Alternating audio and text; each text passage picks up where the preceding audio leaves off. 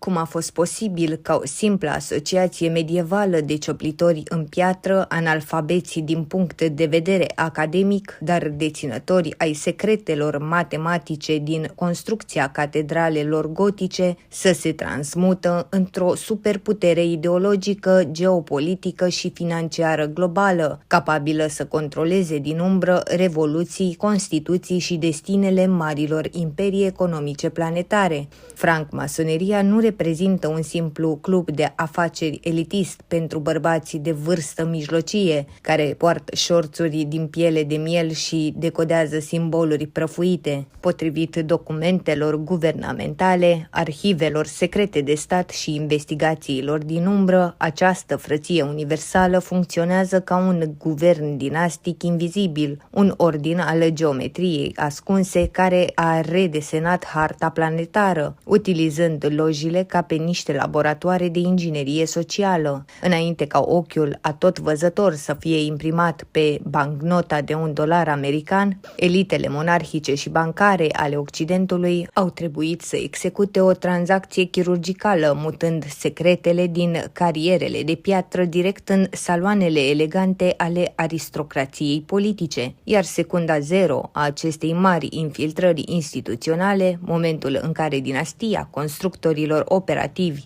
a predat sceptrul de platină noilor arhitecți ai umbrei, s-a pus în mișcare la Londra, în cadrul unei nopți de vară ce a schimbat definitiv cursul istoriei moderne. Dacă nu te-ai abonat încă, acum este momentul să o faci. Apasă pe butonul de subscribe și pe clopoțel pentru a activa notificările. Pentru a înțelege cu precizie originea structurală a francmasoneriei, trebuie să operăm o delimitare clară între cele două mari faze ale existenței sale istorice, masoneria operativă și masoneria speculativă. Faza timpurie, cea operativă, coboară în straturile adânci ale evului mediu european, în epoca de aur a marilor șantiere destinate înălțării catedralelor gotice de o complexitate inginerească uluitoare. Zidarii și cioplitorii în piatră ai acelei epoci nu erau niște simpli iobagii supuși legilor feudale clasice. Ei se bucurau de un statut unic de extrateritorialitate juridică și libertate de mișcare totală acordat prin bule papale speciale, primind denumirea de liberi masoni, deoarece aveau dreptul de a trece liber peste toate granițele regatelor fără a plăti taxe vamale, călătorind acolo unde marile proiecte de arhitectură sacră necesitau geniul lor tehnic. Logistica internă a breslelor operative era una de o rigoare spartană, organizată în jurul lojei, structură fizică din lemn ridicată la baza catedralei, unde meșterii își depozitau sculele, își trasau planurile geometrice pe planșete de nisip și luau masa în tăcere. Deoarece în acea epocă nu existau diplome universitare dactilografiate sau buletine de identitate biometrice, liberi masonii au pus la punct un sistem ingenios de securitate internă pentru a-și verifica nivelul de calificare profesională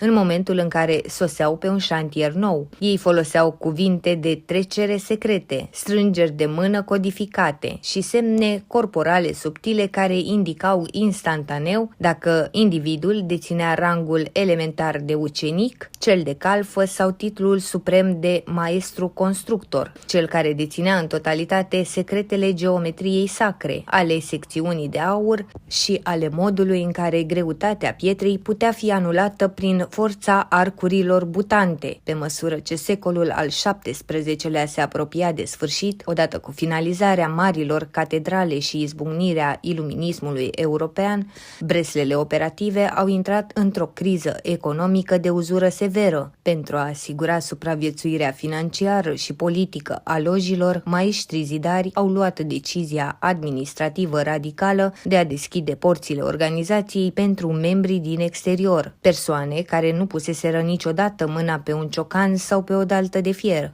Au început să fie acceptați în mod selectiv așa numiții masoni acceptați sau speculativi, nobili de rang înalt, avocați eminenți, medici, filosofi și banchieri de elită care priveau instrumentele constructive, echerul, compasul și firul cu plumb, nu ca pe niște scule mecanice vulgare, ci ca pe niște simboluri metafizice excelente, instrumente de modelare a caracterului uman și de reconstrucție morală a societății civile. Această tranziție de la operativ la speculativ s-a desăvârșit și a primit actul de naștere oficial la data istorică de 24 iunie 1717 de sărbătoarea Sfântului Ioan Botezătorul la Londra, într-o atmosferă dominată de efervescența politică a noii dinastii de Hanovra. Reprezentanții a 4 loji londoneze operative care își aveau sediile în taverne obscure ale orașului, printre care și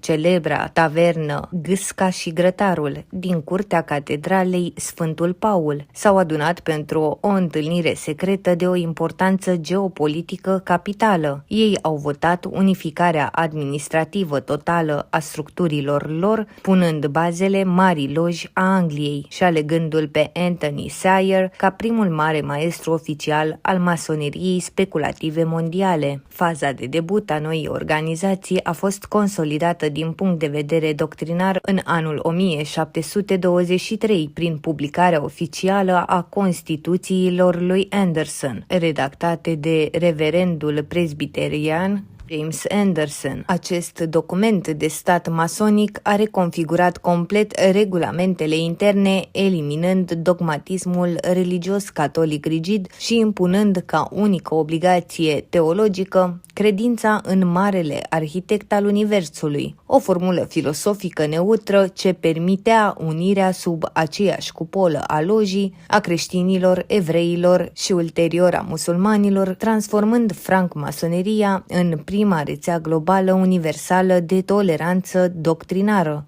Loja de platină din 1717 își ocupase pozițiile strategice, dinastia constructorilor în piatră fusese înlocuită de o elită intelectuală și politică ultra-influentă, pregătind terenul pentru transformarea ritualurilor de celulă în instrumente ezoterice de control cosmic prin intermediul reactivării mitului asasinării maestrului Hiram Abif pe șantierul regelui Solomon. Transmutarea administrativă a francmasoneriei din tavernele Londrei către marile saloane aristocratice ale Europei nu s-a bazat doar pe regulamentele juridice introduse de Constituțiile lui Anderson. Pentru a asigura loialitatea totală a inițiaților, o coeziune spirituală de nezdruncinat și o izolare ermetică față de curiozitatea profană, ordinul a avut nevoie de un nucleu ritual,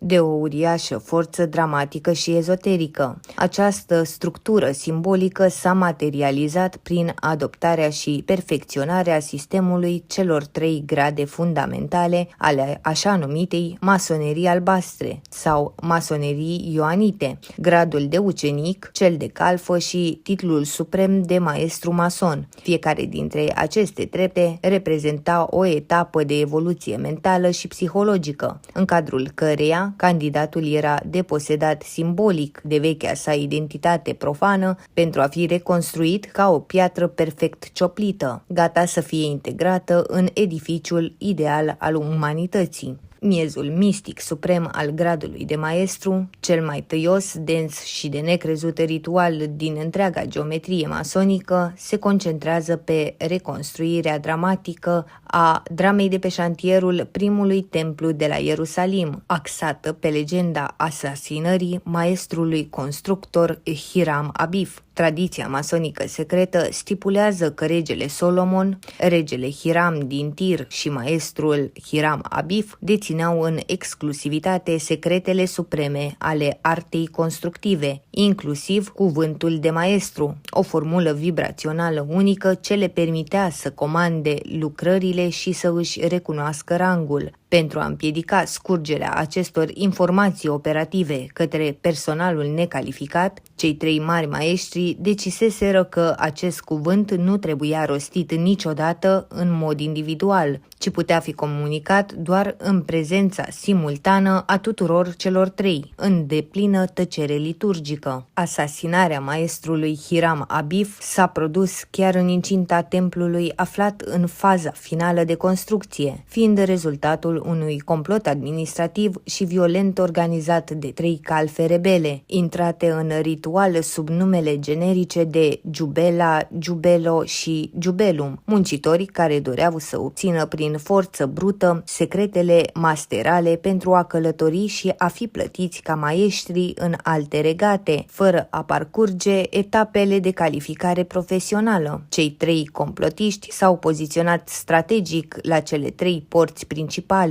ale edificiului sacru, așteptând ca Hiram Abif să își finalizeze rugăciunea nocturnă de la amiază și să părăsească incinta. Când maestrul a încercat să iasă prin poarta de sud, Jubela l-a îmbuscat, cerându-i sub amenințarea violenței să îi comunice cuvântul de maestru. Refuzat cu demnitate de Hiram Abif, care a afirmat că secretele nu puteau fi trădate, ci trebuiau meritate prin muncă. Complotistul l-a lovit peste gât cu un rigat de fier de 24 de țoli. Fugind spre poarta de vest, Hiram Abif a fost interceptat de Jubelo, care a repetat cererea. În fața unui nou refuz monastic din partea arhitectului, complotistul l-a lovit violent peste piept în zona inimii cu un echer masiv din oțel, provocându-i leziuni structurale severe. Slăbit, sângerând și târându-și corpul spre poarta de est în încercarea disperată de a evada în fața asasinilor,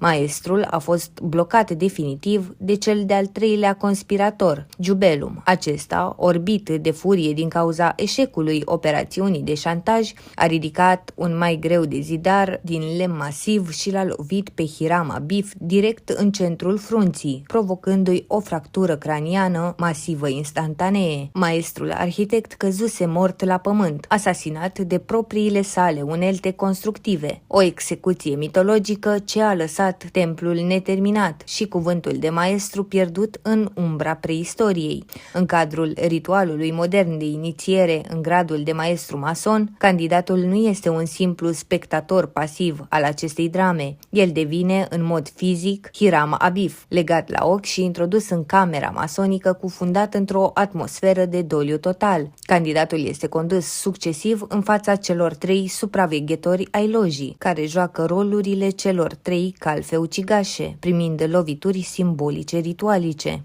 În momentul final al impactului cu maiul, candidatul este trântit la pământ și așezat în interiorul unui sicriu real sau pe o pânză neagră brodată cu însemne mortoare și o căpățână de mort, simbolizând moartea sa biologică profană. Ridicarea sa din sicriu, executată de marele maestru al lojii prin utilizarea celebrei strângeri de mână maestrale, numită gheara de leu, marchează momentul transmutării sale spirituale. Candidatul redevine viu, renăscând sub chipul unui nou Hiram Abif, deținătorul secretelor geometriei sacre și omului însărcinat să continue construcția marelui templu nevăzut. Fiecare unealtă folosită în timpul acestui masacru mitologic primește în interiorul lojii o decodificare filosofică și morală de o mare precizie administrativă. Echerul este simbolul rectitudinii morale, al obligației de a-ți alinia acțiunile pământene la unghiul perfect de 90 de grade al dreptății universale. Compasul reprezintă instrumentul de delimitare a dorințelor și a pasiunilor umane, trasând cercul invizibil al moderației în jurul egoului. Firul cu plumb indică necesitatea unei introspecții profunde, verticale în căutarea adevărului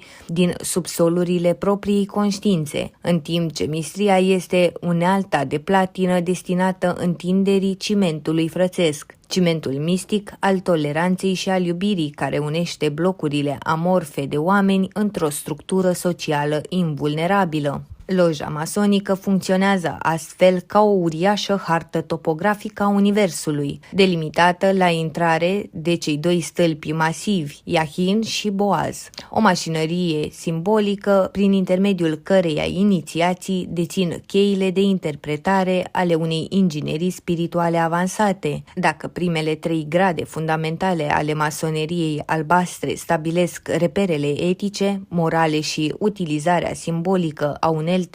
prin mitul lui Hiram Abif, adevărata arhitectură de putere, administrare geopolitică și management al umbrei se regăsește în structurile înalte ale ordinelor cavalerești și inițiatice. Dintre toate sistemele de grad înalt dezvoltate de-a lungul secolelor în Occident, cel mai influent, coerent, rigid și masiv din punct de vedere administrativ este fără îndoială ritul scoțian antic și acceptat. Acest sistem piramidal, consolidat în forma sa modernă prin Constituțiile de la Charleston în anul 1801, ridică o suprastructură logistică masivă de 30 de grade suplimentare peste cele 3 fundamente,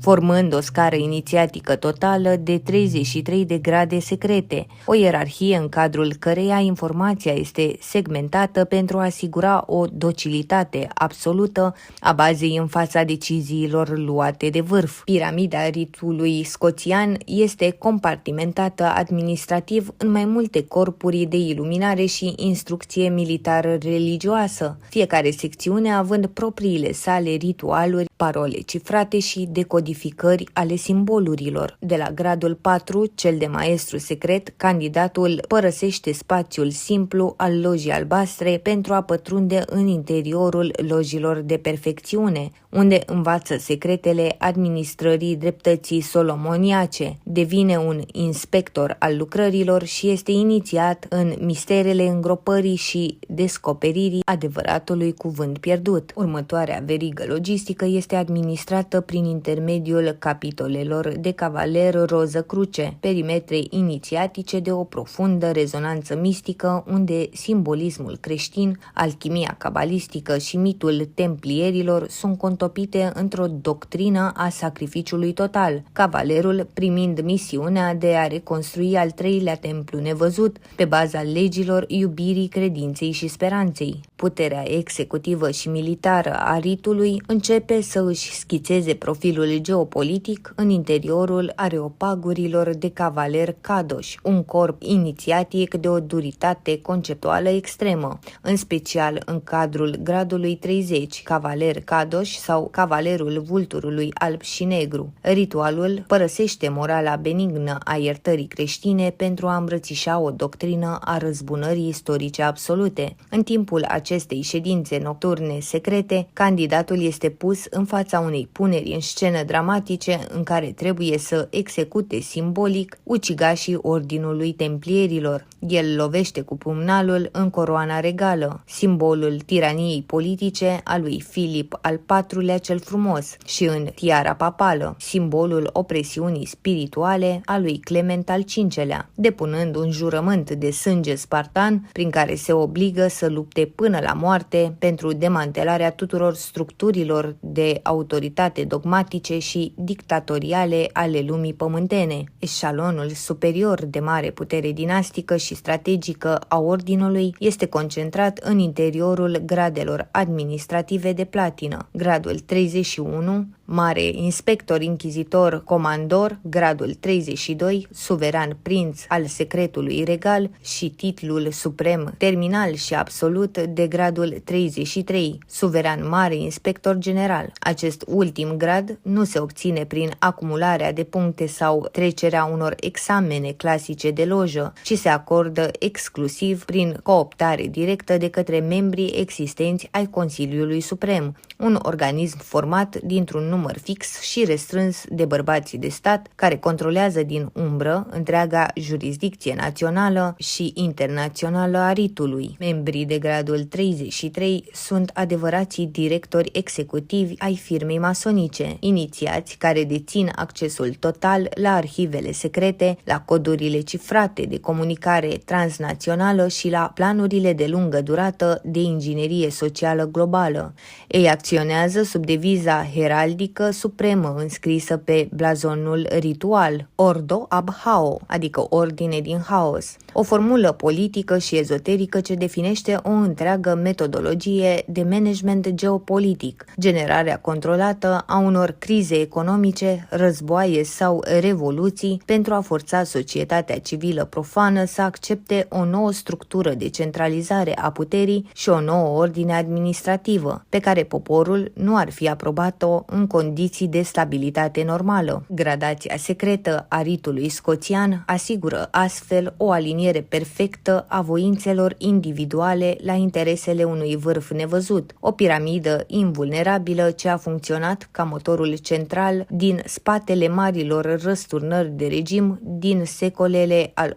XVIII-lea și al XIX-lea, pregătind terenul pentru momentul în care ucenicii lui Washington și Franklin aveau să folosească aceste secrete de lojă pentru a proiecta o nouă frontieră cosmică de stat pe pământul Americii. Segmentarea informației operative aplicată în interiorul piramidei celor 33 de grade ale ritului scoțian antic și acceptat a transformat rețeaua universală a lojilor dintr-un simplu spațiu de dezbatere filosofică benignă în cel mai puternic și mai invizibil laborator de inginerie socială, geopolitică și militară al epocii moderne. Principiul mistic de management Ordo ab Hao nu a rămas o simplă maximă decorativă înscrisă pe blazoanele din catifea ale consiliilor supreme. El a funcționat ca motorul central dintr-o succesiune de lovituri de stat, falimente bancare forțate și răsturnări radicale de regim dinastic care au redesenat din temelii harta planetară în secolele al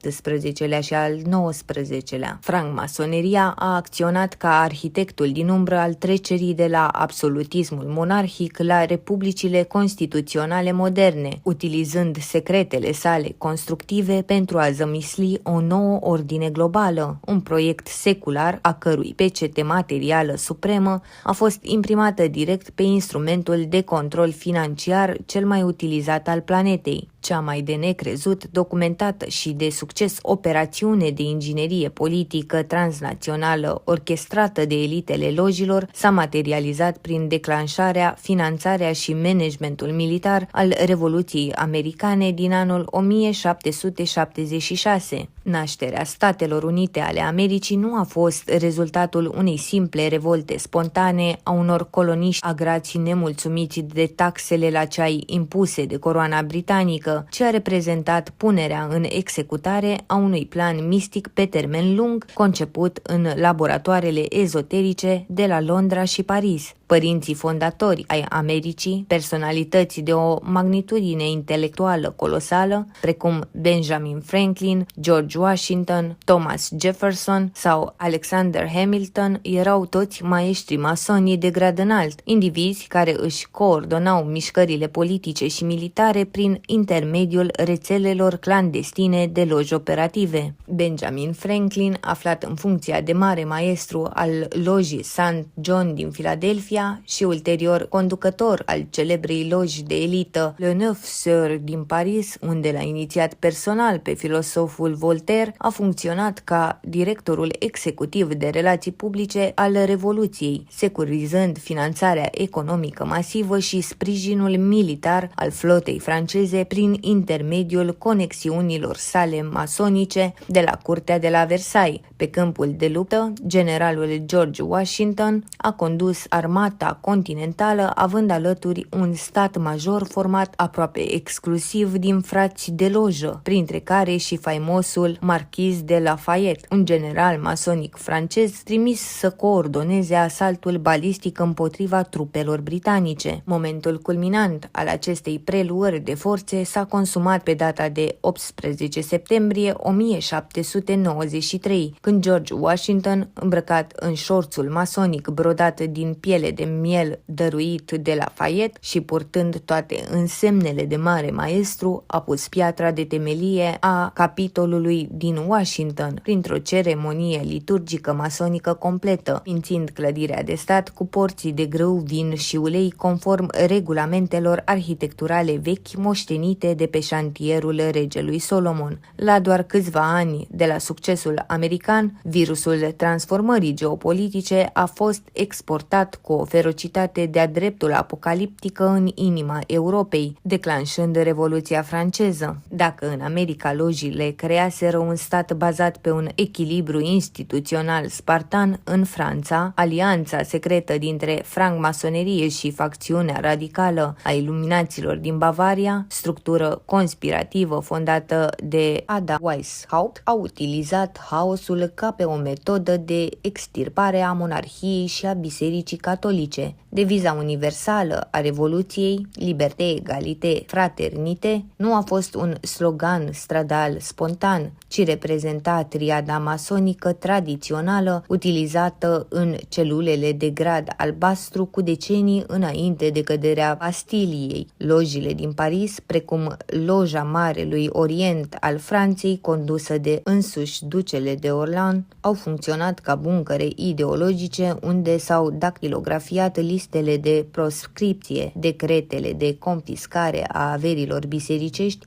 și planurile de ghilotinare a regelui Ludovic al XVI-lea și a reginei Maria Antoaneta, o execuție de stat menită să îndeplinească jurământul de răzbunare al cavalerilor cadoși împotriva dinastiei capetienilor. Proiectul dinastic de lungă durată al acestor arhitecți ai umbrei, codificat sub denumirea de Novus Ordo Seclorum, adică Noua Ordine a Secolelor sau Noua Ordine Mondială, a fost sigilat din punct de vedere material în anul 1931 în timpul mandatului președintelui american Franklin Roosevelt, un maestru mason de gradul 32. Roosevelt, acționând sub directivele stabilite de secretarul său de stat Henry Wiles, de asemenea mason de grad înalt, a ordonat introducerea Marelui Sigiliu al Statelor Unite direct pe reversul bancnotei de $1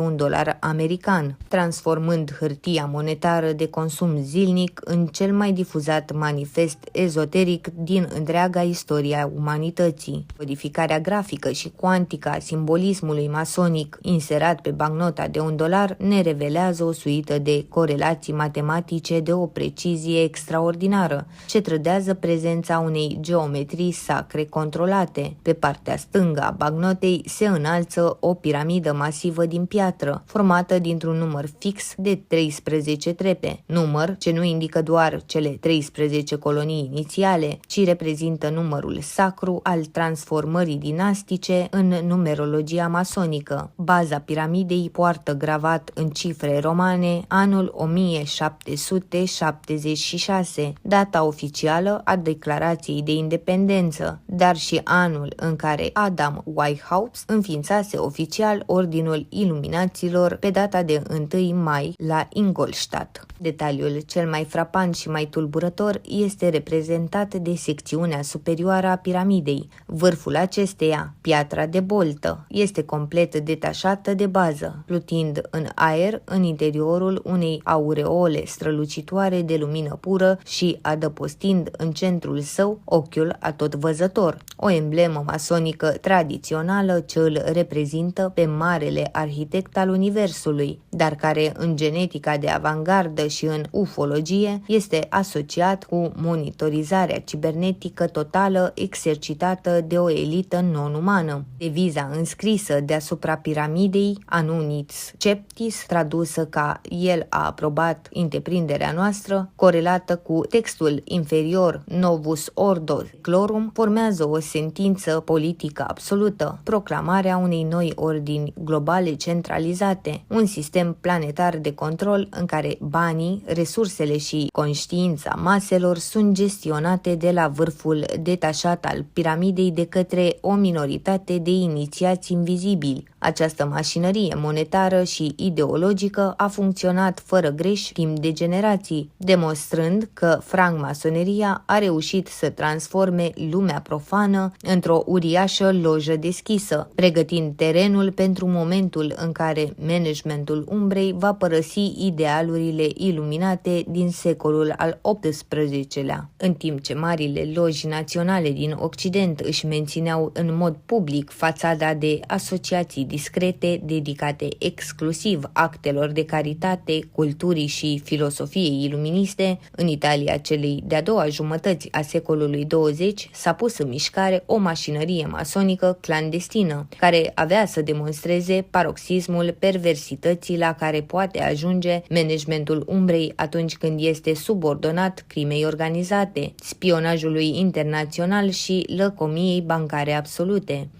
Acest perimetru întunecat, intrat în istoria justiției penale globale sub denumirea de Loja Secretă Propaganda DUE, cunoscută simplu sub acronimul P2, a declanșat cel mai mare, sângeros și destructiv cutremur instituțional din întreaga cronică modernă a Europei continentale. P2 nu a fost o lojă masonică obișnuită, ci a funcționat ca un veritabil stat major din umbră, o structură hibridă de tip mafiot, care a reușit o infiltrare totală a tuturor palierelor de decizie guvernamentală, militară și financiară ale statului italian, inclusiv a celor mai secrete seifuri bancare de la Vatican. Arhitectul sângeros, liderul incontestabil și venerabilul maestru al acestei republici subterane de interese a fost Licio Gelli, un personaj de factură biografică extrem de complexă, fost membru al mișcării fasciste în tinerețe, ofițer de legătură al trupelor SS în timpul războiului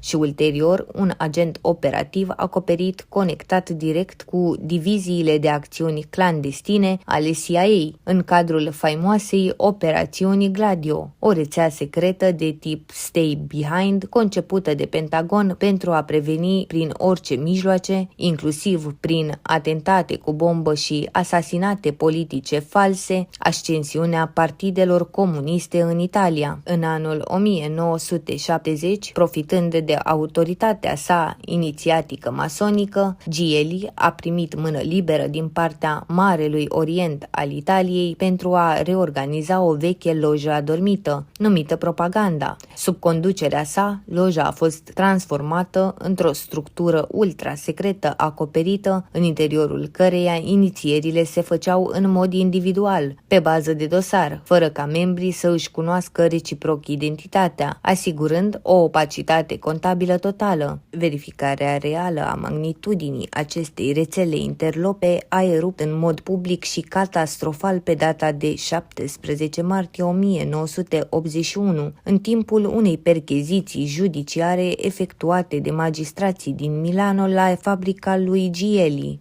Anchetatorii care investigau inițial un caz colosal de faliment bancar fraudulos au descoperit ascunsă într-un seif metalic secret o listă dactilografiată ce conținea numele a 962 de membri oficiali ai lojii P2, listă ce a trimis unde de șoc seismic printre toate cancelariile politice ale lumii. Documentul din seif reprezenta o radiografie pură a întregului aparat de stat italian, peștatul de plată și jurământul de credință secret masonic al lui Gelli figurau 3 miniștri în funcție, 38 de deputați și senatori, șefii tuturor serviciilor de informații civile și militare ale Italiei și 30 de generali ai armatei, amirali ai marinei, magistrați eminenți, editori ai marilor ziare naționaliste și magnatul media Silvio Berlusconi. Gelli crease o grilă de control perfectă, un guvern invizibil paralel care aprobase în secret un document numit Planul de Renaștere Democratică, ce prevedea preluarea totală a mass-mediei, eliminarea independenței justiției și controlul total asupra fluxurilor financiare ale națiunii. Misiunea cea mai abjectă, criminală și de necrezut a lojii P2 s-a materializat prin intermediul legăturilor sale organice cu structurile mafiote, în special cu faimoasa grupare criminală romană Banda de la Maliana și Cosa Nostra din Sicilia și cu Institutul pentru Opere de Religie, instituția bancară oficială a Vaticanului. Vaticanului, condusă la acea vreme cu o mână de fier de arhiepiscopul american Paul Marcinkus.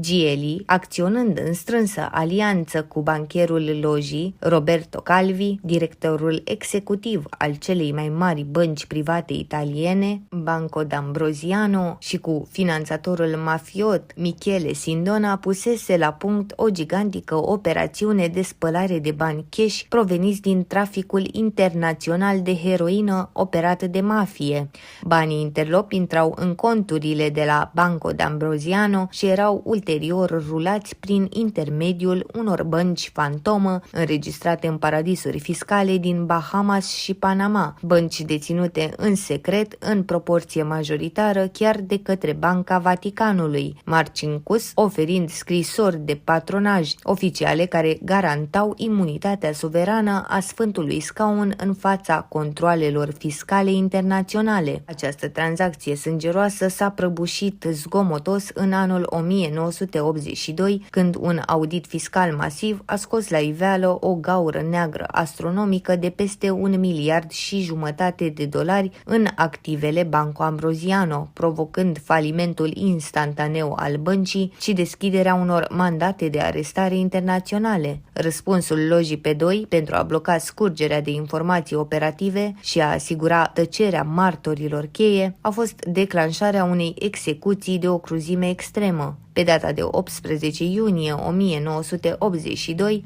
trupul inert al lui Roberto Calvi, supranumit de presă bancherul lui Dumnezeu, a fost găsit atârnat de o frânghie sub podul Blackfriars, podul călugărilor negri de pe fluviul Tamisa din Londra. Moartea lui Calvi, declarată inițial în mod stupid de Scotland Yard ca fiind o simplă sinucidere, a fost reîncadrată decenii mai târziu de procurorii italieni ca fiind un asasinat mafiot pur organizat din umbră de Gieli și banda de la Maliana. Simbolismul execuției era unul masonic profund. Buzunarele costumului luxos al lui Calvi fusese rătixite cu cărămizi și bucăți de piatră brută grele de peste 5 kg.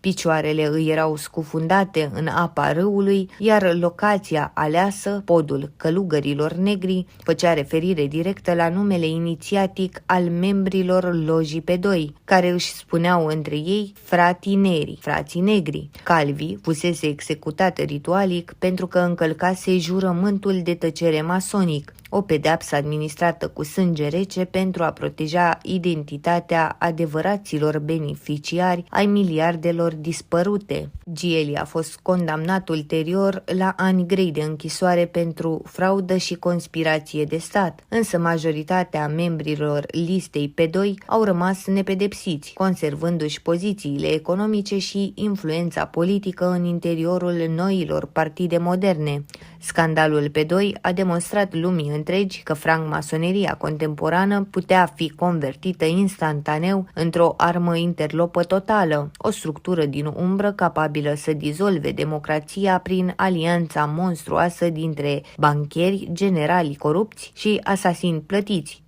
Ruptura seismică provocată în spațiul public de scandalurile de o magnitudine interlopă precum cel al lojii P2 a alimentat o ostilitate cronică, profundă și sistemică împotriva ordinului, curent ideologic cunoscut sub numele de antimasonerie. De-a lungul secolelor, secretomania agresivă a breslelor speculative, utilizarea jurămintelor de sânge luate la lumina lumânărilor și segmentarea informației operative au transformat francmasoneria în ținta ideală pentru campanii masive de demonizare venite atât din partea dogmatismului religios al Vaticanului, cât și din interiorul regimurilor totalitare ale secolului 20. Pentru dictatorii epocii moderne, de la Adolf Hitler și aparatul SS în Germania nazistă, până la Iosif Stalin și Nicolae Ceaușescu în blocurile comuniste din Est, lojile masonice erau privite cu o paranoia chirurgicală extremă, fiind considerate celule clandestine de spionaj transnațional, structuri subversive ce trebuiau demantelate ilegal, proprietățile fiindu-le confiscate administrativ, iar membrii aruncați în lagăre de concentrare. Însă cel mai fascinant de necrezut și mai de durată atac dinastic comis împotriva reputației ordinului, o operațiune de intoxicare informațională de platină ce a configurat întreaga mitologie conspiraționistă contemporană, s-a derulat la sfârșitul secolului al XIX-lea în Franța, fiind intrată în arhivele mass-mediei sub denumirea de farsa lui Leo Taxil. Marie Joseph, un jurnalist și scriitor francez anticlerical care opera sub pseudonimul de Leo Taxil, pusese la punct o strategie de răzbunare și manipulare de o perversitate literară absolută, menită să ridiculizeze în mod simultan atât biserica catolică cât și francmasoneria de grad înalt. În anul 1885, pretinzând că a trăit o profundă convertire spirituală și o pocăință cronică sinceră, Leo Taxil a anunțat public că părăsește tabăra atee pentru a reveni în sânul bisericii, primind binecuvântarea directă a papei Leon al XIII-lea, care emisese recent faimoasa bulă antimasonică Humanum Genus. Din acest moment, sprijinit de bugete editoriale masive venite de la clerul catolic, Taxil a început publicarea unei serii de cărți și broșuri de un succes comercial colosal, în care pretindea că deține accesul la documentele secrete ale unei ramuri masonice clandestine de elită, numită Palladium sau masoneria luciferică. Mărturiile dactilografiate de Leo Taxil au fost de o fantezie clinică și un sadism liturgic extrem, descriind ședințele de lojă de gradul 33 de la Charleston ca pe niște orgii satanice pure.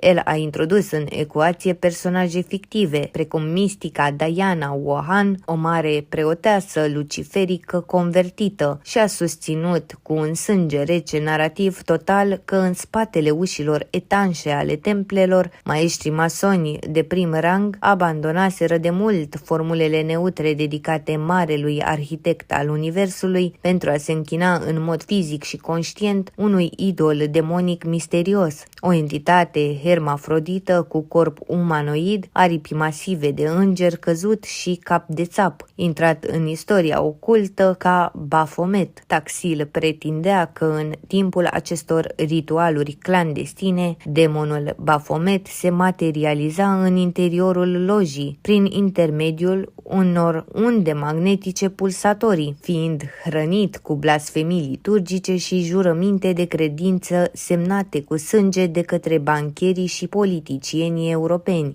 Marea demantelare a acestei capcane mediatice s-a consumat pe data de 19 aprilie 1897 în cadrul unei conferințe publice masive organizate de Leo Taxil în sala Societății de Geografie din Paris, în fața unei asistențe tixite cu episcopi, jurnaliști internaționali și oficiali de stat, care așteptau cu sufletul la gură prezentarea fizică a Dianei Huang și expunerea probelor materiale ale satanismului masonic. Taxil a urcat pe scenă și a lansat un hohot de râs cinic, declarând public în fața microfoanelor că întreaga sa activitate din ultimii 12 ani fusese o imensă farsă, o invenție propagandistică pură menită să testeze limitele prostiei umane și credulitatea ierarhiei catolice. Preoteasa mistică fusese doar o simplă dactilografă angajată de el pentru a semna scrisorile false, iar descrierile demonului Baphomet și ale ritualurilor luciferice fuseseră plagiate din vechile procese ale templierilor și din fanteziile scriitorilor ezoterici precum Eliphas Levi. Deși farsa fusese demantelată în totalitate de însuși creatorul ei, impactul psihologic și cultural al operei lui Leo Taxil a fost imposibil de șters prin decrete juridice. Mitul conform conform căruia francmasoneria de grad înalt este o biserică luciferică acoperită, în interiorul căreia elitele mondiale aduc jertfe ezoterice demonului Baphomet, a supraviețuit milenii și continuă să pulseze cu o intensitate monstruoasă în interiorul algoritmilor platformelor de social media. Adaptarea structurală, biologică și instituțională a francmasoneriei în fața valurilor de persecuții politice totalitare și a campaniilor agresive de linșaj mediatic, precum cea orchestrată prin farsa lui Leo Taxil în secolul al XIX-lea, s-a datorat unei capacități unice de transmutare conceptuală a propriilor sale regulamente administrative și secrete operative.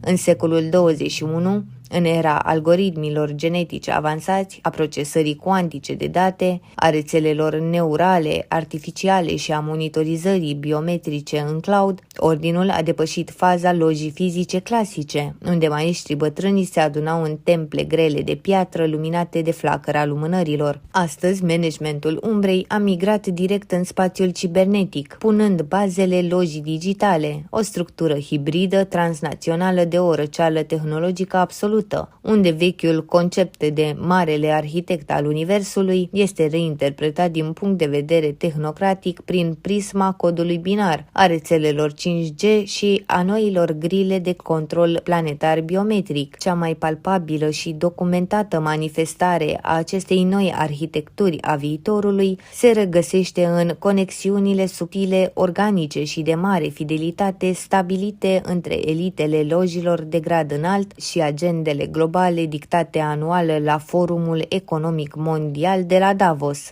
Cercetătorii independenți ai structurilor transnaționale de putere au demonstrat că planul de reconfigurare geoeconomică și socială a planetei, cunoscut sub denumirea oficială de Marea Resetare, promovat intens de profesorul Klaus Schwab, rezonează milimetric cu principiul masonic secular și dinastic Ordo ab Hao. Liderii tehnocrați și directorii executivi ai marilor consorții financiare care se adună în Elveția folosesc exact aceeași metodologie de management prin criză. Utilizarea inteligentă a instabilității climatice, a crizelor sanitare artificiale sau a prăbușirilor bancare controlate pentru a demantela suveranitatea legislativă a statelor naționale și a forța populația civilă profană să accepte o centralizare totală a resurselor economice și a libertăților individuale sub conducerea unei minorități de experți nealeși. În această lojă digitală globală, instrumentele tradiționale ale cioplitorilor de piatră au suferit o transformare tehnologică incredibilă,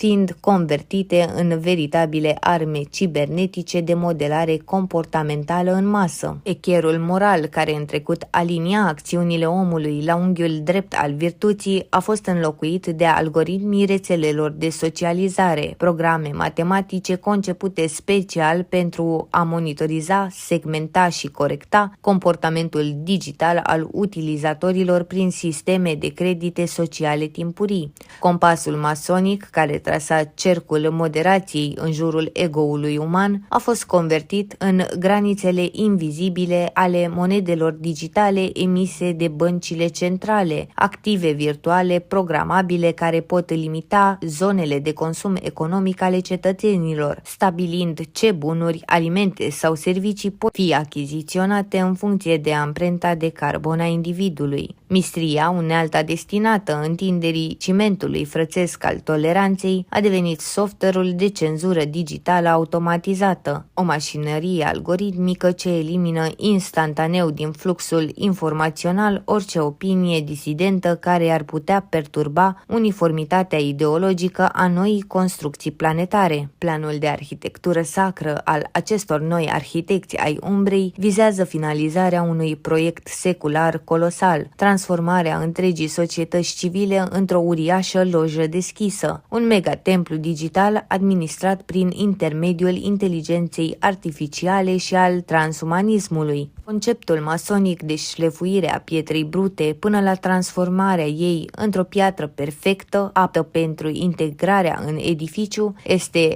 reinterpretată astăzi prin prisma editării genetice CRISPR, a implanturilor neuronale, interfețe creier-calculator și a fuziunii biologice dintre om și mașină, o încercare faustiană de a forța evoluția speciei umane către un stadiu de automat docil, golit de scânteia divină a liberului arbitru, dar perfect calibrat pentru a rula la nesfârșit software-ul de producție al firmei tehnocratice. Marile corporații de tehnologie din Silicon Valley, ale căror logo-uri heraldice și branding ascund adesea simboluri de geometrie sacră masonică ascunse la vedere, funcționează ca noile cariere subterane de piatră ale secolului 21, locuri unde datele noastre biometrice și identitățile virtuale sunt fasonate zilnic pentru a construi rețeaua invizibilă a noii ordini mondiale.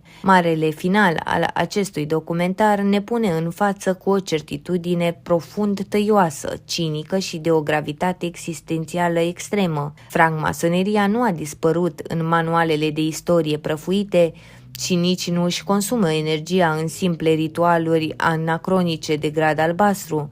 Ea s-a deghizat perfect în interiorul agențiilor guvernamentale transnaționale și al consiliilor de administrație care guvernează destinele energetice și financiare ale planetei, menținând intactă structura piramidală în care vârful detașat deține accesul total la informația operativă, în timp ce baza profană muncește în interiorul unei iluzii democratice fabricate. Omenirea contemporană se trezește asaltată de exact aceleași ispite faustiene care au provocat prăbușirea regelui Solomon sau a templierilor în trecut, iluzia puterii totale prin tehnologie, controlul absolut asupra minții maselor și eliminarea dimensiunii morale din ecuația progresului științific. Iar datoria supremă a fiecărei generații conștiente este de a păstra vie această transparență istorică crudă, de a decoda semnale constructive din umbră și de a înțelege că adevăratul cuvânt pierdut ce trebuie redobândit nu este o formulă magică secretă de lojă, ci reprezintă puritatea propriului suflet, libertatea spirituală interioară și capacitatea de a rezista în fața oricărei inginerii sociale ce ar încerca vreodată să ne transforme în simple pietre de pavaj pe drumul către o nouă ordine a sclaviei digitale universale.